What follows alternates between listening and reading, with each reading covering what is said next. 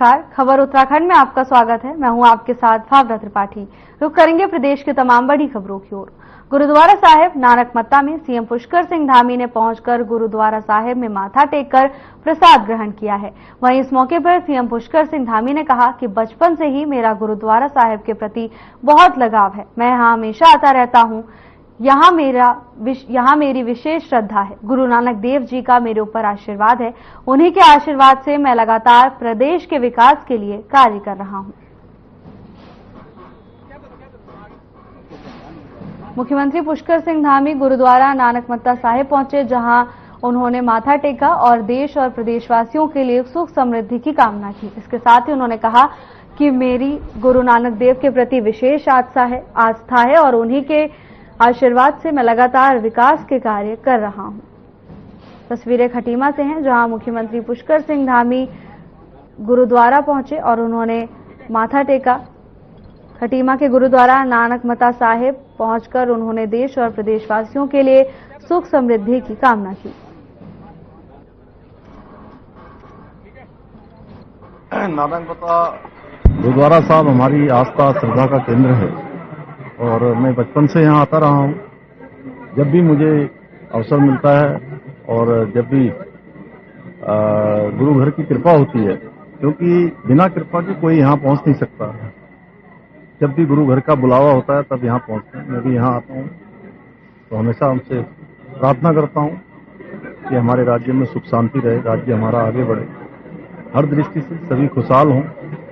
21वीं सदी का हमारा ये तीसरा दशक, उत्तराखंड का दशक हो। हर दशक इन 10 सालों में उत्तराखंड हर क्षेत्र में प्रगति करे, हर प्रकार से समृद्ध हो। यही गुरु घर से अरदास है।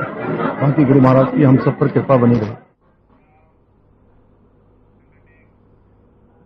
हल्द्वानी के महिला डिग्री कॉलेज में कार्यक्रम का आयोजन किया गया, जिसमें राज्य के दुग्ध विकास मंत्री सौरभ बहुगुणा पहुंचे, जहां उन्होंने दीप प्रज्वलित कर कार्यक्रम का शुभारंभ किया। इस दौरान छात्राओं ने मंत्री के समक्ष विभिन्न मांगों को रखा, जिस पर कैबिनेट मंत्री सौरभ बहुगुणा ने बताया कि वो छात्र छात्राओं के प्रतिनिधि के तौर पर शिक्षा मंत्री से मिलेंगे और उनकी मांगों को पूरा करवाने की कोशिश करेंगे। मांगे हैं इनकी कुछ, इन्होंने कुछ सरकार के सामने इन्होंने कुछ डिमांड रखी है और मैं जरूर इनका प्रतिनिधि बन के माननीय शिक्षा मंत्री धन सिंह रावत जी के समक्ष इनकी मांगों को रखूंगा और जितनी भी मांगों को पूर्ण किया जा सकेगा जरूर उस पर कार्रवाई कराएंगे। और मैं पुनः सारे जितने भी हमारे यहाँ पर छात्र संघ से यहाँ पे पदाधिकारी हैं, अध्यक्ष हैं, जितने भी बच्चे यहाँ पर आए उनको बहुत बहुत शुभकामनाएं दे रहा हूँ आज, और उम्मीद यही करूंगा कि ये सब अपना मेहनत करें और उत्तराखंड को आगे बढ़ाने में अपना योगदान दें। मंत्री जी नहीं, देखिए ये कहना कि पुलिस कार्रवाई नहीं कर रही थोड़ा सा गलत होगा, क्योंकि जैसे ही पुलिस के संज्ञान में ये मैटर आया 24 घंटे के अंदर एफआईआर दर्ज करी गई है। उसके बाद पॉस्को की उसमें ऐड की गई है दफा, और उसके साथ साथ लगातार कुर्की की कल जो है कार्रवाई करी गई है।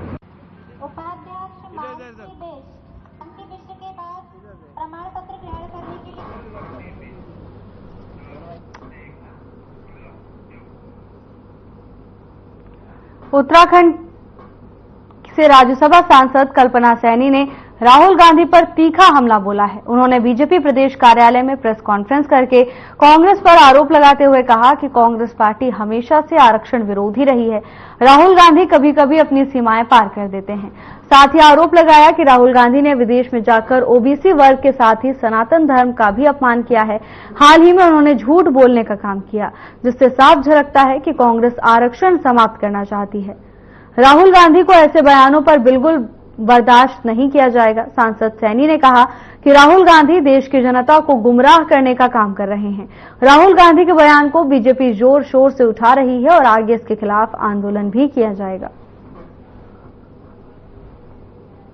हाँ, मैंने आज प्रेस वार्ता की और दुख है मुझे इस बात का कि मेरे देश का विपक्ष का नेता, मेरा एलओपी, विदेश में जाकर विदेश की धरती पर उन बातों की बात करता है जिनमें सच्चाई अगर देखी जाए तो न के बराबर है।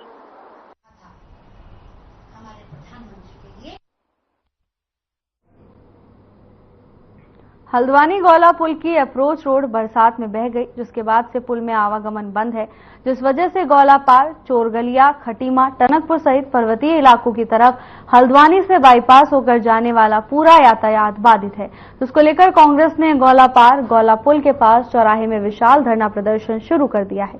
धरना प्रदर्शन में जहां कांग्रेस के सारे दिग्गज एक साथ धरने पर बैठे हैं, धरना प्रदर्शन कर रहे कांग्रेसी नेताओं ने प्रशासन, NHAI और सरकार पर आरोप लगाए हैं कि जब पिछली बार 9 करोड़ 65 लाख रुपए से गौला पुल में अप्रोच रोड का कार्य हुआ, तो आखिर वो इस बार कैसे पानी में बह गया, उसकी जांच होनी चाहिए।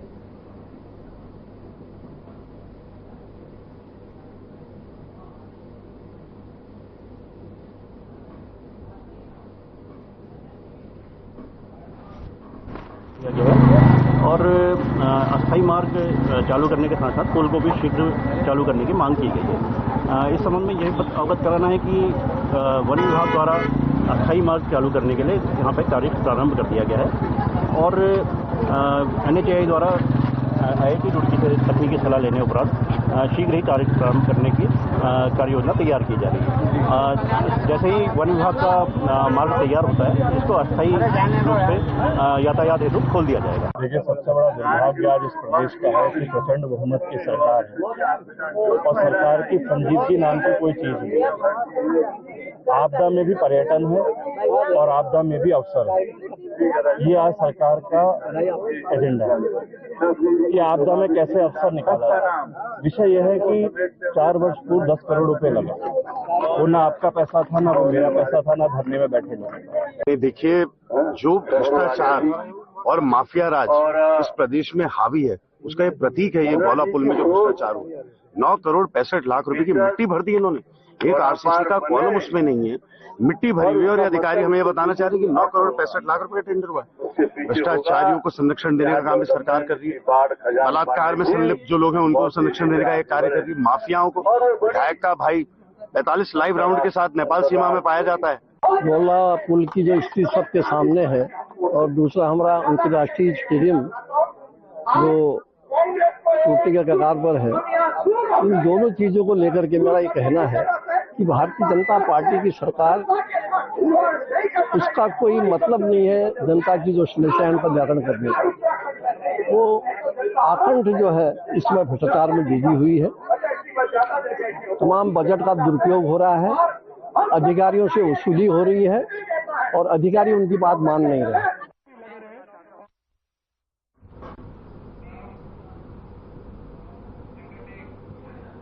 नैनीताल जिले में पार्किंग से जुड़ी एक अच्छी खबर है। पार्किंग की दृष्टि से महत्वपूर्ण पर्यटन स्थानों पर KMVN पार्किंग बनने जा रहा है। फिलहाल नैनीताल में 2 पार्किंग, भीमताल में 1 पार्किंग, हल्द्वानी में 2 पार्किंग, इसके अलावा कैंचीधाम, 7 ताल और हल्द्वानी में 4 से 5 पार्किंग पाइपलाइन में है। पर्यटन स्थलों में जाम और गाड़ी खड़ी करने की समस्या को लेकर पार्किंग बनाने का काम चल रहा है। KMVN के जनरल मैनेजर विजयनाथ शुक्ल का कहना है कि बढ़ते पर्यटकों के दबाव को देखते हुए जिलों में वाहनों के दबाव और जाम की समस्या को कम करने की कोशिश की जा रही है। जल्द यातायात के साथ ही पार्किंग की समस्या का भी निदान हो जाएगा।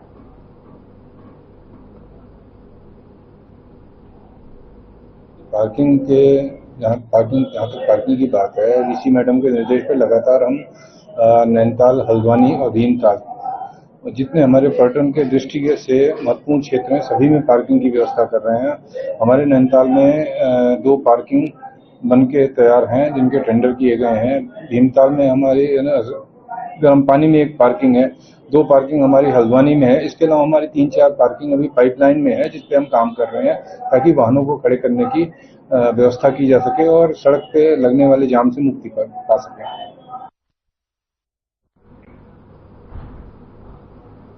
देहरादून जनपद के ऋषिकेश क्षेत्र में शराब पीकर हुड़दंग करने वाले और रेस्टोरेंट और ढाबों में शराब का सेवन करने वालों के खिलाफ पुलिस एक्शन मोड में काम कर रही है। इसको लेकर देहरादून के SP देहात लोकजीत सिंह ने कहा कि ऐसे मामलों पर ऋषिकेश में पिछले 240 दिनों में 113 अभियोग पंजीकृत किए गए हैं और लगभग इतनी ही संख्या में लोगों की गिरफ्तारी भी की गई है। साथ ही उन्होंने कहा कि 20 मामले स्मैक तस्करी के भी देखने को मिले हैं, जिसमें अभी तक कुल 24 लोगों को गिरफ्तार किया गया है।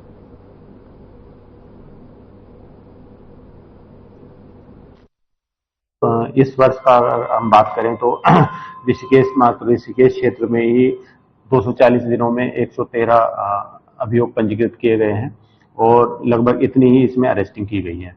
साथ ही स्मैक के भी कम से कम 20 केस हम लोगों ने वहाँ पर किए हैं और उसमें लगभग 24 लोगों की अरेस्टिंग हम लोगों ने की है। और इसका अमाउंट तो अलग अलग उसमें अलग अलग रहता है, लेकिन काफ़ी बड़ी मात्रा में हम लोगों ने रिकवरी की है और इससे उनका मनोबल भी टूटा है वहाँ का। लेकिन अभी इसमें क्योंकि ये समस्या काफ़ी बड़ी है, इसमें और अधिक हम लोग प्रयास करेंगे और अभी इसमें गुंजाइश से काम करेंगे। सपा सुप्रीमो अखिलेश यादव के साधु संतों को लेकर टिप्पणी के बाद साधु संतों में आक्रोश है। हरिद्वार के साधु संतों ने कनखल चौक पर अखिलेश यादव का पुतला फूंका और माफी मांगने को कहा। इतना ही साधु संतों ने आरोप लगाया कि अखिलेश यादव सनातन धर्म को टारगेट करने का काम कर रहे हैं। साधु संतों ने चेतावनी देते हुए कहा कि यदि अखिलेश यादव ने अपने बयान पर माफी नहीं मांगी तो उन्हें हरिद्वार में घुसने नहीं दिया जाएगा और उनके खिलाफ उग्र आंदोलन भी किया जाएगा। उन्हें सारे संत समाज से सार्वजनिक रूप से माफी मांगनी चाहिए। वो कल लीपापोती कर रहे थे कि मैंने ये टिप्पणी संतों पर नहीं की। अखिलेश यादव ने कहा कि मैं ये टिप्पणी योगी आदित्यनाथ पे की। योगी आदित्यनाथ भी गोरखपुर मठ के महंत हैं और राजनेतावाद में हैं। अगर वो आदित्यनाथ को भी ऐसा कह रहे हैं तो ये संत समाज का अपमान है। ये संत समाज बर्दाश्त नहीं करेगा। सभी संतों के नेतृत्व में सभी अखाड़े आज उनका पुतला दहन कर रहे हैं। ये उनको एक अगर उन्होंने सार्वजनिक रूप से माफी नहीं मांगी आकर के और उन्होंने संतों से माफी नहीं मांगी तो उनके पुतले पूरे देश में फूके जाएंगे और हरिद्वार में घुसेंगे तो उनको ऐसा सबक सिखाया जाएगा ताकि वो अपने बच्चों को भी बता दें कि संतों के खिलाफ नहीं बोलना, संतों पर हमला नहीं करना।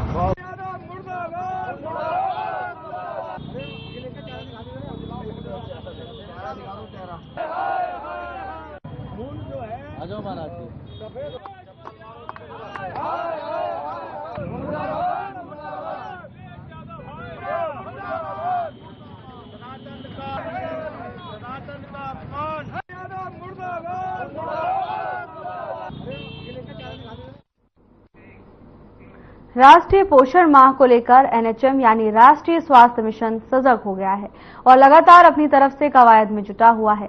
इस बात को लेकर एनएचएम की मिशन निदेशक स्वाति सिंह भदौरिया ने कहा कि पोषण के लिए बीमारियों को रोकना सबसे जरूरी होता है, जिससे लोगों को अवगत कराने के लिए स्वास्थ्य विभाग की तरफ से एनएचएम निदेशालय के परिसर में हेल्थ थीम पार्क बनाया गया है, जिसमें बच्चे के जन्म से पहले भी पोषण का किस तरह ध्यान रखा जाए और टीकाकरण के बारे में बताया गया है। साथ ही उन्होंने कहा कि जिला स्तर पर आशाएं, एएनएम और डॉक्टर्स द्वारा सास बहू सम्मेलन के माध्यम से पोषण के महत्व को समझा रहे हैं। इसमें जो हमारा डिजीज कंट्रोल होता है उसमें न्यूट्रिशन का सबसे इम्पोर्टेंट रोल होता है, जो कि बच्चे के बर्थ के भी पहले से इनफैक्ट शुरू हो जाता है। तो इसी के दृष्टिगत इस बार 1 सितंबर से 30 सितंबर तक जो नेशनल न्यूट्रिशन मंथ होता है उसके उपलक्ष्य में यहाँ पे हेल्थ डिपार्टमेंट के द्वारा हेल्थ थीम पार्क का इनॉग्रेशन किया गया है, जिसमें किस प्रकार से जन्म के पहले से और किस प्रकार से न्यूट्रिशन में वैक्सीनेशन हर चीज का रोल को समझाया गया है। और इसके साथ साथ ही हमारे जो जिले भर में प्रशासन की चेतावनी के बावजूद पर्यटक गंगा के तटों की ओर रुख कर रहे हैं। पर्यटकों की यह हरकत उनके लिए जानलेवा साबित हो रही है। दिल्ली से 5 पर्यटक शिवपुरी घूमने के लिए पहुंचे, जहां गर्मी से राहत पाने के लिए सभी पर्यटक गंगा में नहाने के लिए चले गए और 2 पर्यटक गंगा में बह गए, जिसके बाद एसडीआरएफ की टीम मौके पर पहुंची। एसडीआरएफ के इंस्पेक्टर कविंद्र सजवान ने पूरे मामले को लेकर जानकारी साझा की है।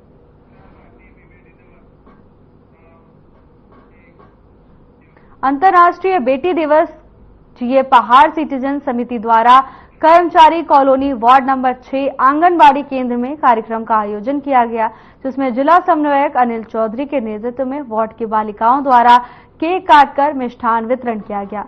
जिला समन्वयक अनिल चौधरी पिंकी ने बताया कि जल्द ही समिति द्वारा एक कार्यक्रम शुरू किया जाएगा। जिन लड़कियों की पढ़ाई छूट गई है उनको समिति द्वारा पढ़ाया जाएगा।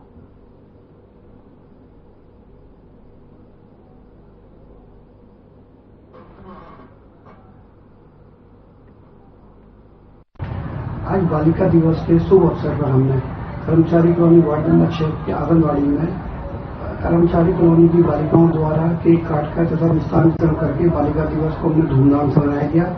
ये बात समिति द्वारा जल्दी ही बेटी बचाओ बेटी पढ़ाओ के क्रम में हम जल्दी ही एक योजना शुरू करने वाले हैं, जिसमें जो लड़कियां पढ़ नहीं पा रही हैं उनको समिति द्वारा निःशुल्क शिक्षा प्रदान की जाएगी।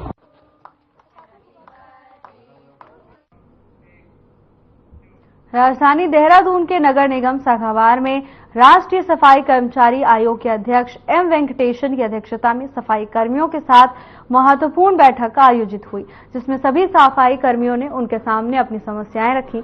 तो वहीं इस बीच एम वेंकटेशन ने कहा कि बैठक में दून मेडिकल कॉलेज के सफाई कर्मियों ने अवगत कराया कि उनके लिए पीएफ की सुविधा नहीं थी, जिसके लिए निर्देश दिए गए हैं। साथ ही उन्होंने कहा कि नगर पालिकाओं में काम करने वाले सफाई कर्मियों को 200 रुपए प्रतिदिन का वेतन दिया जा रहा है, जिसके लिए पालिकाओं को निर्देश दिए गए हैं कि केंद्र की तरफ से निर्धारित न्यूनतम दर पर मजदूरी सफाई कर्मियों को दी जानी चाहिए।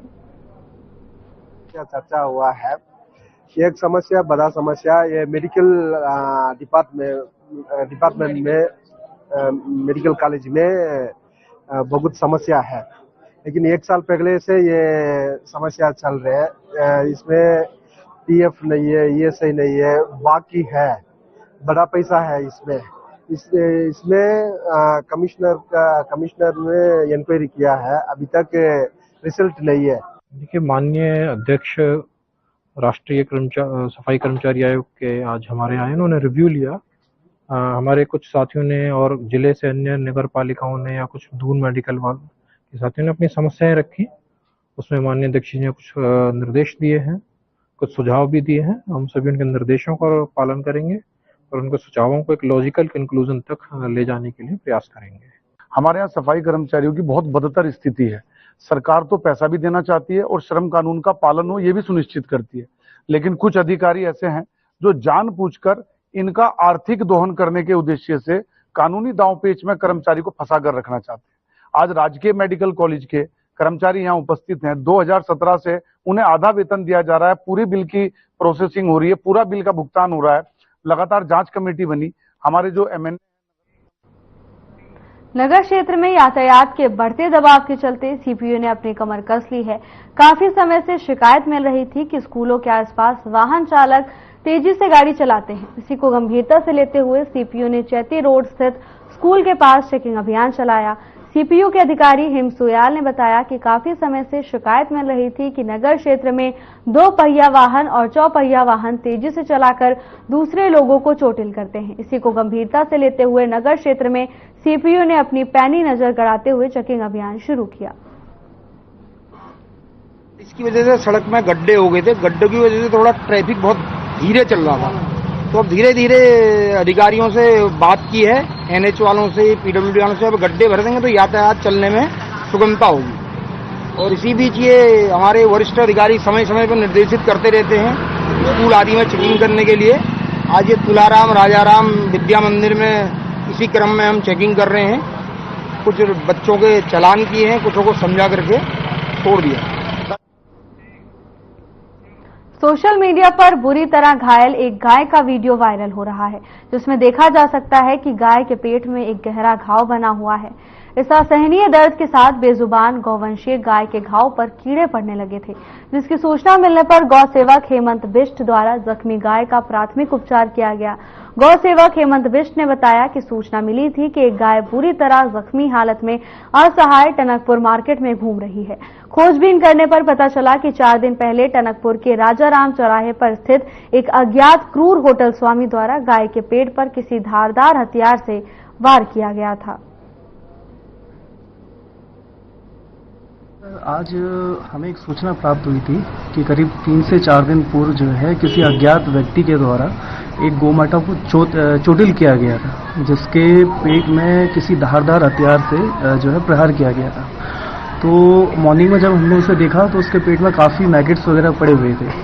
तो जिसकी सूचना जो है तत्काल पशु चिकित्सक डॉक्टर प्रजापति जी को दी गई और मौके पर ही उसका प्राइमरी जो फर्स्ट एड होता है वो हमारे द्वारा कराया गया है।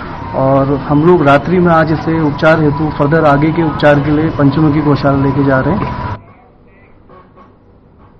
द्वारी खाल के टांगर गांव में गुलदार ने एक 7 साल के बच्चे पर हमला कर दिया। घायल बच्चे को आनन फानन में उपचार के लिए हंस फाउंडेशन चमोली से उसे एम्स के लिए रेफर कर दिया गया है। गांव के पूर्व प्रधान सुबोध नेगी ने बताया कि घटना से क्षेत्र में दहशत का माहौल है। उन्होंने पीड़ित परिवार को मुआवजा देने के साथ वन विभाग की टीम से गुलदार को जल्द से जल्द पकड़ने की अपील की है।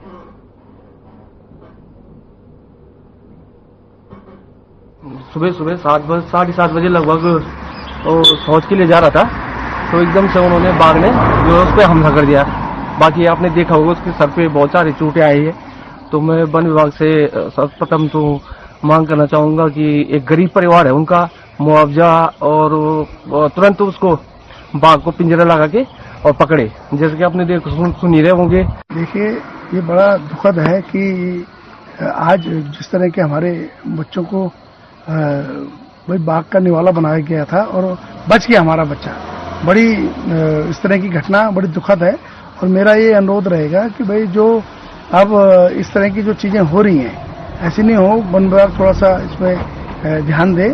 और मेरी डीएम साहब से वार्ता हुई है, डीएम साहब ने तुरंत उस बच्चों को हमने एम्स भिजवाया। मंगलौर के मंडावली गांव के पास गंग नहर के किनारे अर्ध जला शव मिलने से सनसनी फैल गई। शव की सूचना पाकर तत्काल मौके पर पुलिस के आला अधिकारी भी पहुंचे, साथ ही फोरेंसिक टीम के द्वारा भी बारीकी से जांच की गई। हालांकि अभी तक अर्ध जले शव की शिनाख्त नहीं हो पाई है। पुलिस ने शव को कब्जे में लेकर पोस्टमार्टम के लिए भेज दिया है।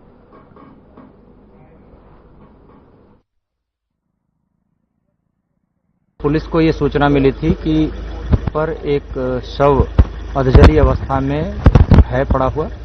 इस सूचना पर यहाँ मंगलौर कोतवाली की टीम और फील्ड यूनिट की टीमें यहाँ आई हैं। साक्ष्य संकलन की कार्रवाई की जा रही है। जो कुछ भी तथ्य प्रकाश में आएंगे उसके आधार। फिलहाल के बुलेटिन में बस इतना ही। जल्द हाजिर होंगे नई अपडेट्स के साथ। नमस्कार।